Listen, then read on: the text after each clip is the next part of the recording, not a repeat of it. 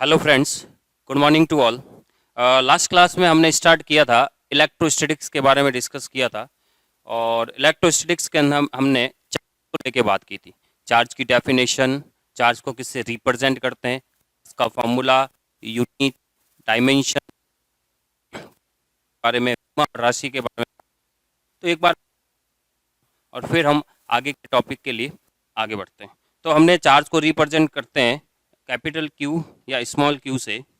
Charge का जो formula है, सूत्र कह सकते हैं, चार्ज का जो सूत्र है Q equals to I T. Charge का जो मात्रक है, इस फॉर्मूले के according ampere into second use में लेते हैं, या एक इसका जो मात्रक है कुलम,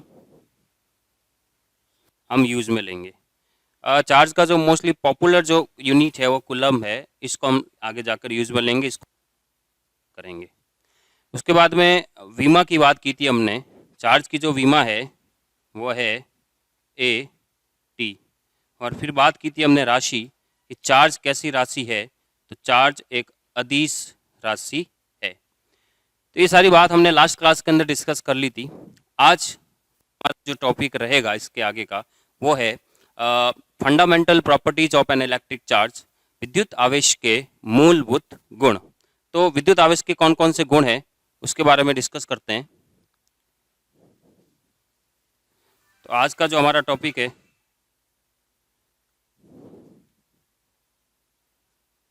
विद्युत आवेश के मूलभूत गुण, fundamental properties of an electric charge. क्या कहना चाह रहा है इस टॉपिक में, पहले हम उस चीज़ को समझते हैं कि जब भी चार्ज या जहाँ पे भी आपको चार्ज देखने को मिलेगा तो ये कुछ प्रॉपर्टीज होती है फिक्स, जो हमेशा उस चार्ज के साथ में एसोसिएट रहेगी, उस आवेश के साथ में हमेशा एसोसिएट रहेगी, उससे संबंधित रहेगी। तो वो कुछ गुण है जिनको हमें यहाँ पर पढ़ना है, वन बाय वन हम उनके लिए डिस्कस करेंगे। तो स्टार्ट करते हैं। चार्ज की जो फर्स्ट प्रॉपर्टी है, चार्ज का जो फर्स्ट गुण है वो है आवेश की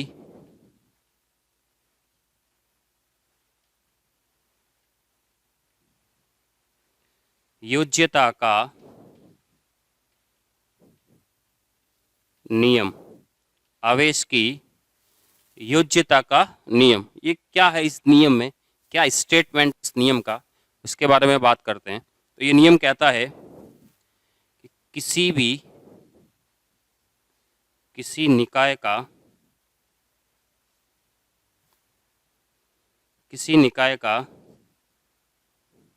या किसी निकाय का कुल आवेश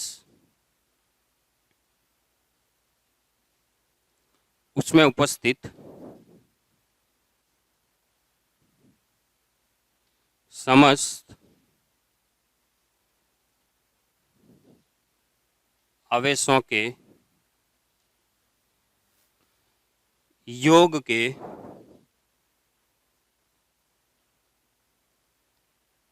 समस्त आवेशों के बीजगणितीय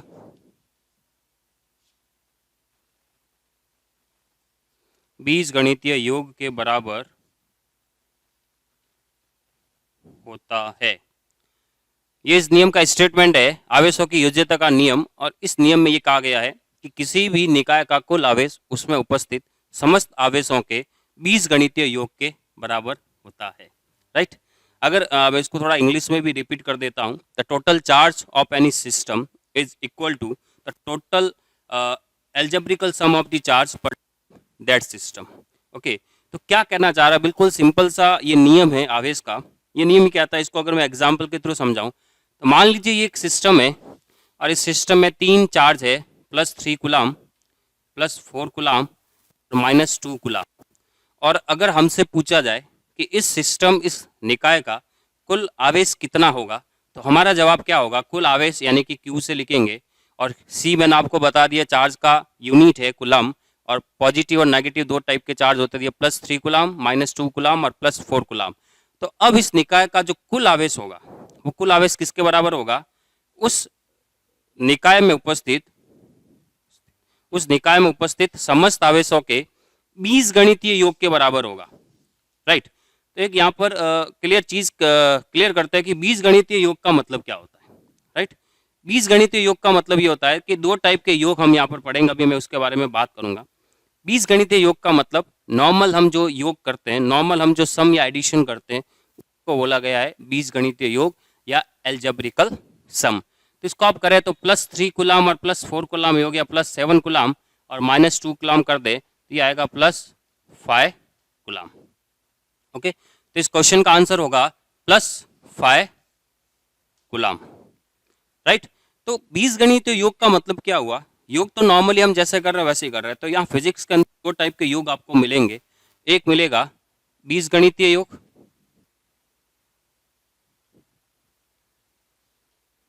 और इस बीजगणितीय योग का जो दूसरा नाम है, इसको हम अदिश गुणनफल भी कह सकते हैं या अदिश योग भी कह सकते हैं, सॉरी।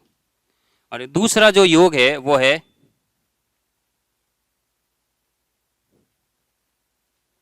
सदिश योग। तो दो टाइप के योग हमें यहाँ पर देखने को मिलेंगे। एक होता है बीजगणितीय योग या अदिश योग और दूसरा होता है सदिश योग। हम यहाँ पर बीजगणितीय योग को लेकर काम कर रहे हैं। ऐसा क्यों, या अदिश योग कब काम में लेना है या सदिश योग कब काम में लेना है, और उस चीज को थोड़ा सा समझते हैं। तो देखिए यहाँ पर हमने अदिश योग या बीजगणितीय योग क्यों लिया? तो बच्चों सिंपल सा है कि आपको ये सोचना है कि किस क्वांटिटी को, किस राशि को आप ऐड करना चाहते हो, जिसका योग करना चाहते हो। आपको देखना होगा वो राशि अदिश है या सदिश है। जैसे अब यहाँ पर आप आवेश की योज्यता का नियम, यानी कि आवेश का कुल आवेश निकालना चाहते हो, आवेश का योग करना चाहते हो, तो आवेश एक अदिश राशि होती है। इसका जिक्र हमने पहले भी कर रखा। ओके, तो आवेश एक अदिश राशि है, तो इसलिए हम यहाँ पर या तो अदिश योग या फिर बीजगणितीय योग काम में लेंगे इसको जोड़ने के लिए। और अगर आगे चलकर कहीं पर भी हमें एक वेक्टर क्वांटिटी, एक सदिश राशि को अगर जोड़ना पड़े, तो उसके लिए हम सदिश योग काम में लेंगे। अब सदिश योग में क्या क्या है, 11वीं क्लास के अंदर सदिशों के नियम जो है वो अच्छे से पढ़े हैं, और उन नियमों को यहाँ पर उपयोग में लेकर हम उसका सदिश योग करेंगे। ये आएगा टॉपिक, हम इसके लिए भी बात करेंगे। ओके, तो ये है आवेश की योज्यता का नियम कि किसी निकाय का कुल आवेश उसमें उपस्थित समस्त आवेशों के बीजगणितीय योग के बराबर होता है।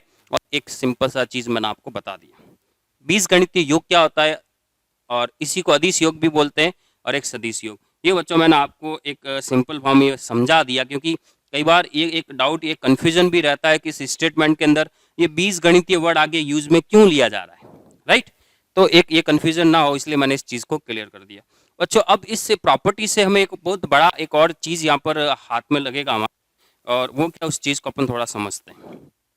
देखिए बच्चों, जैसे ये जो निकाय है, ये जो टोटल सिस्टम है, इस सिस्टम का जो टोटल चार्ज है वो +5 कूलम है। +5 कूलम का मतलब ये जो सिस्टम है, ये जो निकाय है वो पॉजिटिवली चार्ज्ड है। ये सिस्टम कैसा है? Positively charged. ओके, अब आपसे अगर कोई क्वेश्चन कर दे, या मैं अगर आपसे क्वेश्चन करता हूं कि ये सिस्टम पॉजिटिवली चार्ज्ड है, बट आप इस चीज को थोड़ा सा समझें। ऐसा नहीं है, ये सिस्टम पॉजिटिवली चार्ज होने का मतलब ऐसा नहीं है कि इस सिस्टम के अंदर सारे के सारे जो चार्ज वो पॉजिटिव है, राइट। ऐसा नहीं है। आप देख सकते हो पॉजिटिवली चार्ज होने का मतलब इसमें पॉजिटिव चार्ज भी है और नेगेटिव चार्ज भी है। बट पॉजिटिवली चार्ज क्यों है? क्योंकि नंबर ऑफ जो पॉजिटिव चार्ज है वो नंबर ऑफ नेगेटिव चार्ज से ज्यादा है, इसलिए ये जो सिस्टम है वो पॉजिटिवली चार्ज्ड है। ये इस चीज को थोड़ा सा क्लियर करना। और अगर मैं इसी एग्जांपल में अगर ये कर देता हूं, जैसे यहाँ पर मैं -5 कूलम कर देता हूं, ओके, तो इस सिस्टम का टोटल जो चार्ज होगा केस में कितना हो जाएगा? अगर मैं -5 नहीं करके -6 कूलम करता हूं तो ये हो जाएगा -1 कूलम, राइट। अब -1 कूलम होने का मतलब ये माइनस जो है ये आगे आ रहा है, इसका मतलब ये हुआ कि ये जो निकाय है या ये जो सिस्टम है वो नेगेटिवली चार्ज्ड है। नेगेटिवली चार्ज होने का मतलब ये नहीं कि उसके पास नेगेटिव चार्ज ही है। नेगेटिवली चार्ज होने का मतलब उसके पास पॉजिटिव चार्ज भी है और नेगेटिव चार्ज भी है, but number of negative charges greater than number of positive charges. Number of जो नेगेटिव चार्ज है वो पॉजिटिव चार्ज से ज्यादा है, इसलिए पूरा का पूरा जो सिस्टम है वो नेगेटिवली चार्ज है। क्लियर? और बच्चों एक चीज मैं और यहाँ पे समझाता हूँ, उस चीज को देखना।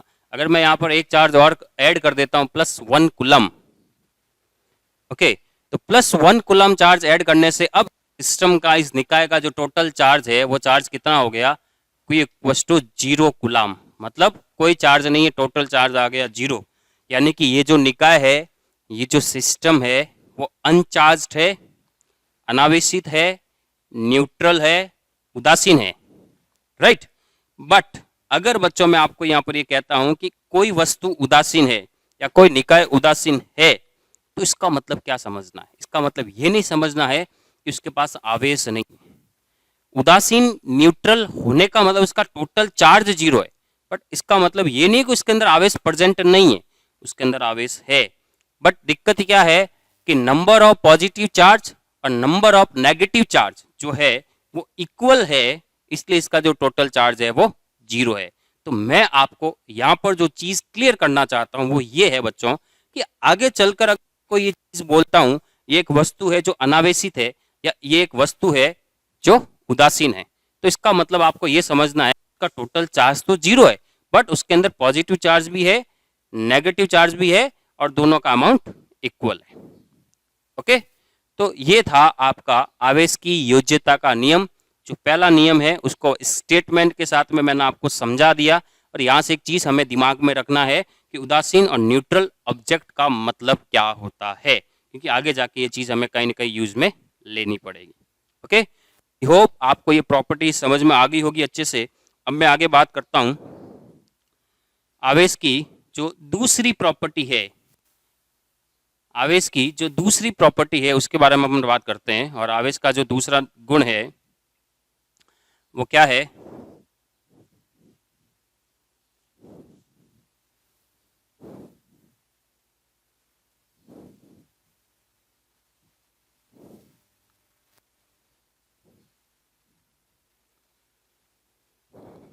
आवेश का जो दूसरा गुण है वो है आवेश संरक्षण का नियम। आवेश संरक्षण का नियम कि आवेश एक संरक्षित राशि होती है। अब इस नियम, ये जो वर्ड है संरक्षण शब्द शायद आपके लिए नया नहीं होना चाहिए, आपने 11th क्लास को भी इसको यूज में लिया है, 11th क्लास के अंदर भी conservation of energy, conservation of momentum, whatever, जहाँ पे भी इसको आपने यूज में लिया है, ये शब्द आपके लिए नया नहीं है। अब आवेश संरक्षण का नियम, इसका स्टेटमेंट तो वही है जो आपने यहाँ पर यूज में लिया था ऊर्जा के टाइम, कि न तो ऊर्जा को उत्पन्न किया जा सकता है, न ही नष्ट किया जा सकता है, बल्कि ऊर्जा एक वस्तु से दूसरी वस्तु में स्थानांतरित होती रहती है, एक रूप से दूसरे रूप में स्थानांतरित होती रहती है। तो ठीक इसी तरीके से यहाँ पे भी जो स्टेटमेंट होगा इस नियम का वो यही होगा कि आवेश को न तो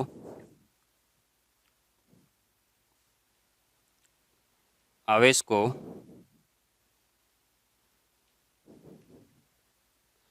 न तो उत्पन्न किया जा सकता है,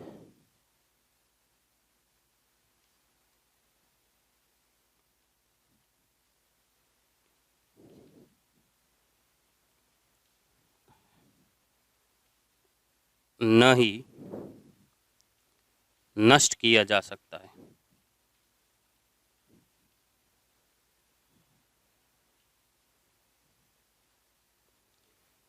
बल्कि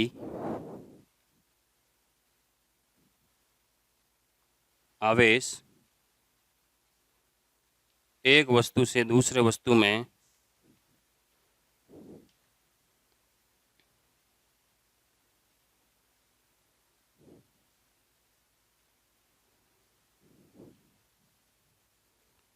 स्थानांतरित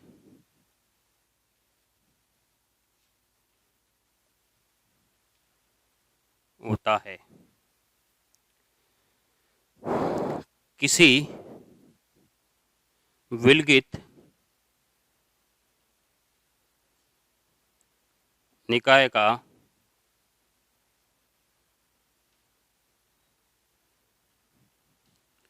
कुल आवेश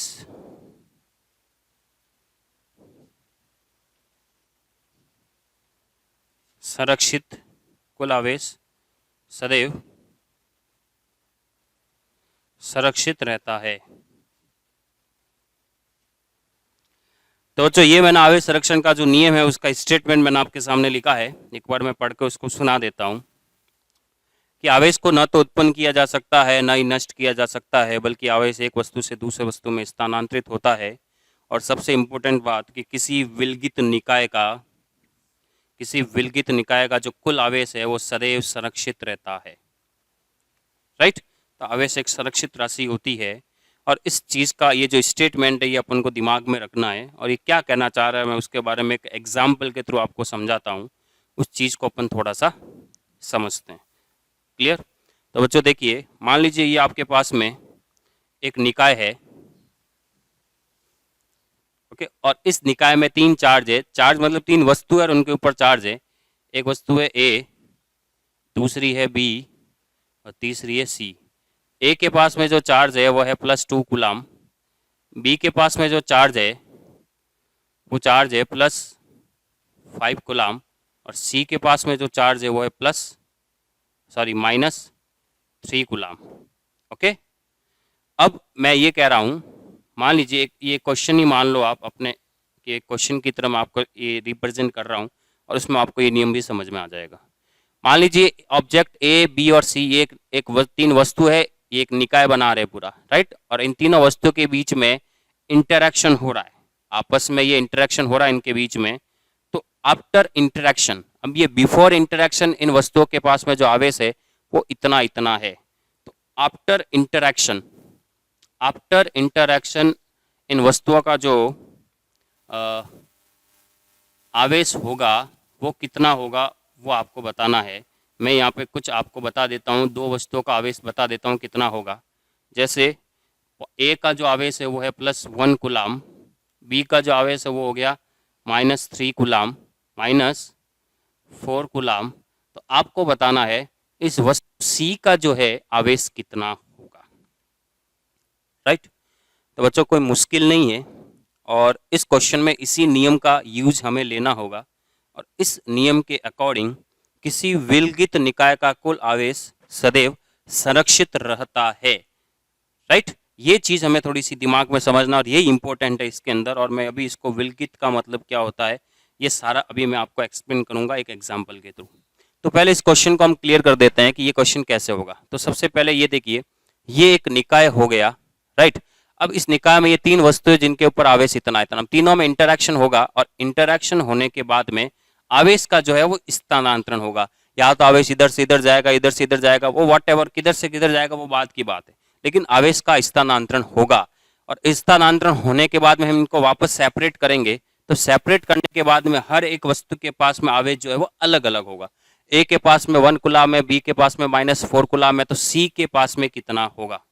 ओके, तो अब इसको कैसे करेंगे अपन, इस चीज को थोड़ा सा समझते हैं। तो अब पहले अपन इसका जो टोटल चार्ज है वो निकाल दो आप। टोटल चार्ज कितना है, +2 +5 +7 और -3 हो गया +4 कूलम। यानी कि इस निकाय का जो कुल आवेश है वो +4 कूलम के बराबर है।